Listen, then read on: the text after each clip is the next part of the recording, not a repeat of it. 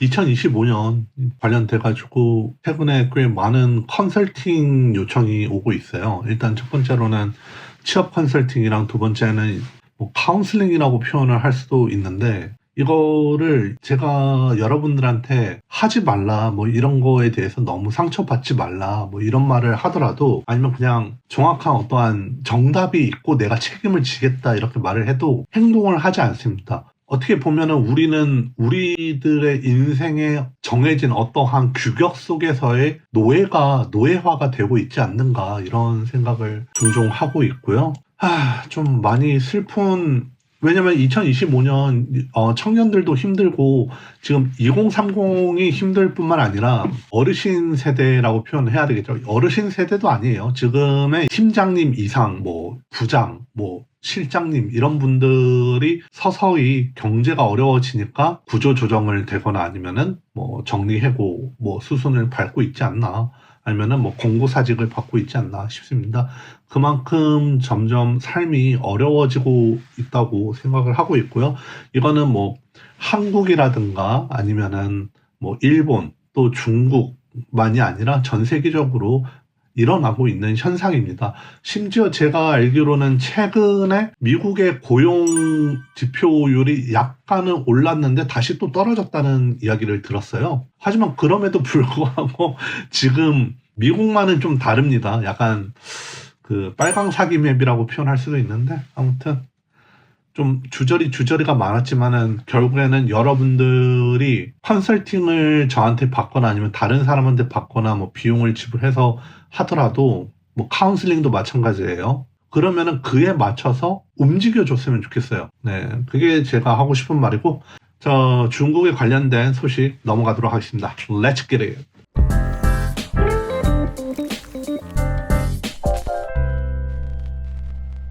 자, 첫 번째 이야기 하겠습니다. 독감이 유행인가 아니면 HMPV가 원인인가? 최근 중국에서 HMPV 인간 메타뉴모 바이러스라고 하죠. 이 바이러스가 급증하고 있다는 소식이 전해지면서 전 세계 이목이 집중되고 있습니다. 일단은 HMPV는 감기와 독감과 상당히 유사한 증상을 유발하는 바이러스인데 이게 조금 저희들에게 아니면은 사람들에게 인식되는 거는 이거 약간 결국 코로나랑 비슷하지 않느냐 이런 이야기도 하겠는데 저는 의학적으로는 그렇게 박식하지 않은 편이고 바이러스 부분도 잘 모르지만은 그러한 이제 두려운 부분이 유사성이 있기 때문에 조금 더 걱정이 많아지지 않을까 싶습니다. 무엇보다 이게 주로 어린이의 호흡기 질환 중 약 10%에서 뭐 15%를 차지한다고 하는데 이 바이러스가 뭐 호흡기 세포 융합 바이러스니까 뭐 기침이라든가 아니면 발열, 콧물, 뭐 인후통, 호흡곤란 등의 증상을 나타낸다고 해요. 일반적으로. 대부분 뭐 경미하다고 하는데 근데 일부는 뭐 폐렴이라든가 아니면 기관지염을 진행할 수도 있고 어르신, 뭐 어린이, 뭐 면역력이 약한 사람들한테는 더 심각할 수 있으니까 가급적 주의하시길 바라고요. 또 기침이랑 재채기, 뭐 포옹이랑 뭐 키스, 오염된 표면 같은 뭐 문 손잡이와의 그 접촉을 통해서 전파된다고 하니까 가급적 손을 얼굴에 많이 닿지 않도록 하시고 그다음에 커플분들은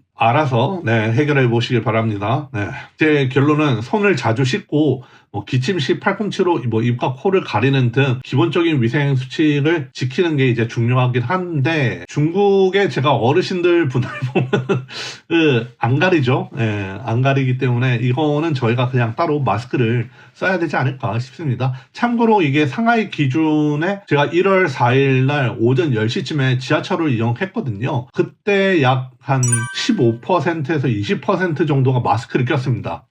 뭐 이게 20% 정도면 우습게 생각하실 수 있는데 지하철 그 칸에 제 주위에 20명이 있었다면은 대략 4명 정도가 마스크를 착용하고 있었다는 겁니다. 뭐 가족 단위가 마스크를 착용했다고 표현할 수 있겠네요. 그리고 1월 8일 사무실에서 이제 마스크 끼는 사람이 10% 이상이라는 걸 알게 되었습니다. 대략 그 저희가 사무실이 원래 500명 정도가 있었는데 또 정리해고 당하듯이 또 갑자기 샥 사라졌어요. 부서 이동도 지금 하고 있고요. 그래서 현재는 500명에서 300명으로 바뀌었고 그 300명 중에 30명이 마스크를 끼고 있다고 보시면 됩니다. 그것도 업무 중에 마스크를 끼고 있는 거예요. 업무 중에 8시간 아니면 뭐 996도 있죠. 12시간 이상씩 마스크를 끼고 있다니 참 고통이 아닐까 싶습니다만 참 대단해요. 저도 최근에 좀 걱정이 되고 있고 마스크를 좀 쓰면서 다녀야 되지 않을까 이렇게 스스로도 좀 주의를 하고 있습니다. 여러분들도 그 점에 대해 가지고 좀 주의해 주시길 바라고요. 그리고 상하이에 많은 한국 방문자들이 오고 있어요. 젊은 2030 세대 분들이 뭐 무비자이다 보니까 중국에 이제 여행 가자 이렇게 뭐 상하이 가서 상하이 디즈니라든가 뭐 상하이 맛있는 먹거리라든가 이런 거를 가자라는 거는 참 좋긴 하지만은 또 감염의 원인이 될 수 있고 이게 또 한국 쪽에서도 많은 이제 확진을 발생시킬 수 있다는 점. 한국에도 지금 독감 때문에 정말 고생을 많이 하고 있다는 이야기를 들었으니까 다들 이번에 감기 또는 뭐 독감 또 HMPV 이런 것들 정말 주의해 주시기 바라고요. 이게 매번 겨울 때마다 이러한 현상이 일어나는 게 제가 볼 때는 그 중국의 어쩌면은 환기 시스템? 아니면 위생 시스템이 위험하지 않나 싶습니다. 왜냐면은 제가 한국에 있었을 때 걸렸던 병이 그렇게 많지 않아요. 감기 그런 것들도. 메르스도 진짜 순식간에 지나갔고. 그런데 중국에 있으면은 생각보다 좀 아팠었던 적이 꽤 많습니다. 뭐 그것 때문에 면역력이 키워졌다면 좋긴 하겠지만은 나이가 들면 들수록 위험해지는 그런 걱정감도 있긴 하죠. 자, 두 번째로 넘어가겠습니다. 제가 이제 유튜브를 통해 가지고 중국에 관련된 전문가분들을 되게 많이 봐요. 되게 많이 읽으면서 그 사람들의 그 경제를 바라보는 인사이트라든가 아니면 그분들이 겪었다 아니면 그분들이 뭐 어떠한 정보를 숙지했었던 이러한 것들을 전부 다 제가 데이터를 막 읽다 보면은 항상 말씀하시는 게 그 중국에는 노숙자가 미친 듯이 많다고 막 넘쳐난다 이러는 거예요. 근데 저는 아직도 기억이 나는 게 예전에 정말 한국이 어려웠을 때 모기지 사건 때 잠실역이라고 아실지 모르겠지만 롯데월드 아시죠? 그 잠실역 쪽에 노숙자들이 엄청 많았습니다. 그거를 기억하는 제 입장이랑 또 서울역도 노숙자들이 많죠. 그런 거를 기억했었던 제 입장이랑 중국 뭐 베이징이나 뭐 상하이 가면 노숙자가 넘쳐난다 이렇게 하는데 구체적으로 어디를 가셔서 노숙자들이 많은지는 저도 잘 모르겠어요. 다만 밤에도 제가 전철을 이용하기도 했고 기차를 이용해가지고 다른 도시를 가기도 해봤는데 노숙자를 그렇게 많이 보지는 못했습니다. 이거를 비율로 따질 수도 있고 뭐 인구수로 따지면은 솔직히 결국 인구가 많은 중국 이 노숙자들이 많은 거는 어쩔 수 없지만은 많이 보지를 못했다가 보지를 못했어요. 한 번도. 그러다가 이번에 처음으로 노숙자분을 2명이나 봤거든요. 그 백화점에서 룰루랄라 아침에 먹을 뭐 브런치용 빵을 사가지고 자전거 타고 오다가 그 어떠한 텐트를 봤어요. 농구장 안에 있는 어떤 텐트. 그리고 그 옆에는 오토바이가 있고요. 전기 띠엔동이라고 하죠. 띠엔동은 어떻게 충전하는지는 잘 모르겠지만은 그 텐트 속에서 그 어르신 아니면 좀 40대, 50대 분이 라면을 끓여 먹고 그 다음에 이제 누워 주무시는 건데 너무 궁금해가지고 저도 좀 약간 미친놈이긴 하지만은 궁금해가지고 좀 가까이 다가가지고 여기 뭐 하시는 거냐고 이렇게 보면 뭐 잔다 뭐 이렇게 하면서 막 좀 약간 공격적이신 거였는데 그냥 좀 멀리서 이제 결국 구경을 했는데 그 제가 볼 때는 띠엔동도 그렇고 뭐 여러 가지 그런 부품들을 보니까 약간 배달원 아시나요? 그 중국의 이제 배달원, 오토바이 막 그런 쪽에 이제 배달원 분들이 이제 상해에서 도시에서 살기에는 되게 그 비용이 되게 비싸요. 그러다 보니까 오히려 그냥 밖에서 자는 게 훨씬 더 낫다 싶어가지고 아마 밖에서 주무시는 것 같습니다. 그렇게 해가지고 배달을 통해서 뭐 돈을 번다고 하면은 월세도 아끼고 뭐 이렇게 하긴 하는데 좀 약간 마음이 참 왜냐면 분명히 저러한 분들은 상해 출신이 아니라 아마 외국이래. 다른 지방 쪽에서 오신 분들이라고 생각이 들어요. 배달 같은 시스템이 워낙에 많이 활성화되어 있고 많이 주문되어 있고 그걸 통해 가지고 돈을 많이 버는 곳이 상하이다 보니까 이쪽으로 오셔가지고 배달업을 하고 계신 것 같습니다. 신기한 점은 노숙자인데도 불구하고 텐트가 있었고 전기 충전 그런 것들도 완벽하고 핸드폰도 막 하시면서 그 다음에 가볍게 뭔가 라면을 먹고 계시는 걸 보면은 저게 좀 약간 내가 아는 노숙자가 맞을까? 그냥 집이 없는데 알바 스타일로 뭐 아니면은 뭐 프리랜서 스타일인 배달원 정도라고 저는 판단이 되거든요. 아무튼 그런 점에서는 좀 신기했었습니다.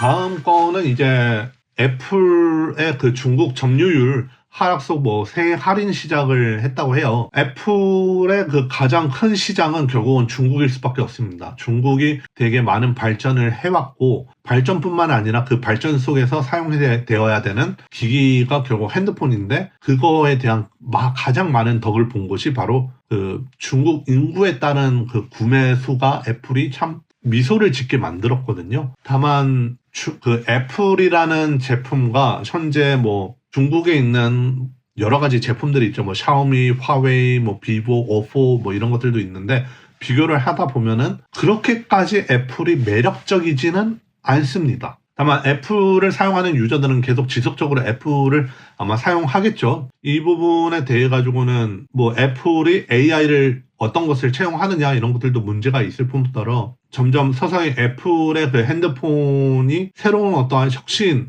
정말 우아할 정도의 무언가를 만들지 않는 한은 좀 어렵지 않을까 싶습니다.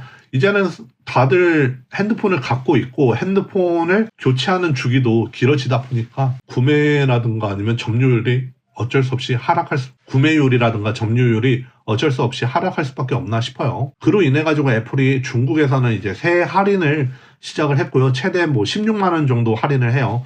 제가 알기로는 800 런민비 정도인 걸로 알고 있습니다. 그래서 쭉 보시면은 이 뉴스에서는 이번 프로모션은 아이폰 최신 시리즈와 맥북, 아이패드, 애플워치, 에어팟, 애플 펜슬 이런 애플이 출시한 대부분 제품에 적용이 된다고 하고요. 맥북이 이제 13인치 맥북 에어 같은 경우에는 600위안 12만 원이라고 하는데, 글쎄요, 이거 가격이 아이폰이 16이 기본형이 제가 알기로는 한국 돈으로 120만 원 정도 하거든요. 여기서 할인을 해봤자 10% 정도만 할인을 하고 있으니까, 제가 독일 친구가 있는데 독일 친구 같은 경우에는 그 유럽에서 사는 것보다 훨씬 더 싸다 해가지고 중국에서 사서 가져가는 경우도 있습니다. 이 할인을 통해 가지고 과연 얼만큼의 혜택을 볼 수 있을지 잘 모르겠고요.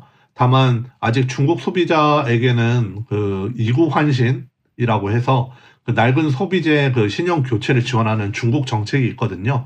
이로 따라서 보조금을 아마 1,000위안 정도, 한국 돈은 20만 원 정도 보조금을 받을 수 있지 않을까 싶네요. 춘절이 점점 다가오다 보니까 이에 따라서 점점 판매 실적, 1분기 판매 실적을 높이려고 하는 다양한 그런 활동이 보여지고 있고요. 그 다음 중국에서는 춘절 때 어떻게든 내수 시장을 활성화시키기 위한 방안을 마련하려는 것 같기도 합니다.